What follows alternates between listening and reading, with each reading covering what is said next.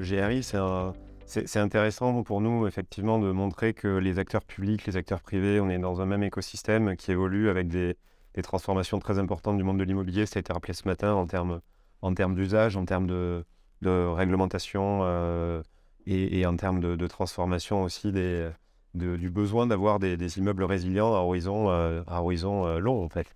Et on voulait remercier aussi les organisateurs pour cette opportunité. Je crois qu'il y a un intérêt aujourd'hui pour Paris, pour l'Île-de-France, qui est un intérêt au moins européen, voire mondial, par rapport à ce qui se passe chez nous, par rapport à l'arrivée des Jeux Olympiques et Paralympiques en 2024. On a l'occasion de montrer au monde qu'on est à la fois ouvert, qu'on a envie d'innover, qu'on n'est pas arrogant et qu'on a toutes les réponses, que par contre on a une ambition. Il y a des cibles qui ont été fixées par la région notamment, par la métropole, etc., par les différentes collectivités, horizon 2050, zéro émission nette, objectif donc 100% énergie renouvelable. On voit tous qu'il y a énormément de choses qui bougent. On voit des investisseurs aussi, il ne faut pas se le cacher, qui se posent des questions, qui ont des actifs qui voient se déprécier par rapport à effectivement des usages qui ont changé, par rapport à des normes de construction qui ont été prises, qui sont aujourd'hui plus adaptées par rapport à la crise climatique qu'on vit. Enfin, on parle de changement climatique, c'est une vraie crise climatique. Donc il y a ces inquiétudes et en même temps, je crois qu'il y a des opportunités. Il y a différents niveaux de réponse. Il y a des politiques publiques, je crois, qui sont déjà plus au niveau européen. Et donc ensuite national, avec des plans qui sont alors, c'est parfois jugés pas assez ambitieux, mais qui sont quand même qui donnent une direction.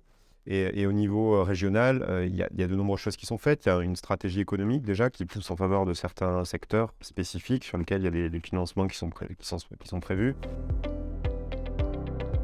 La difficulté qu'on voit, nous, en tant qu'agence qui accompagnons alors, chaque année à peu près 900 projets d'investissement, il y a quand même parfois une hystérisation des sujets sur la difficulté en fait, d'instaurer justement ces dialogues qui sont permis par le code de l'environnement, le code de l'urbanisme, les procédures de consultation publiques qui peuvent exister.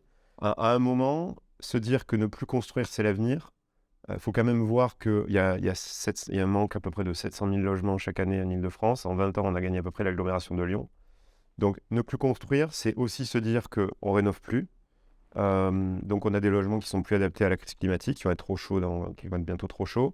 On n'en a pas assez, donc on ne logera pas en fait les publics qui en fait sont les plus précaires.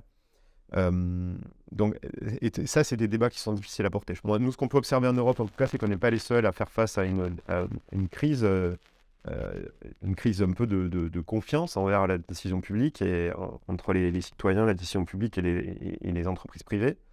Donc ça, c'est un dialogue qui va être clé pour l'avenir.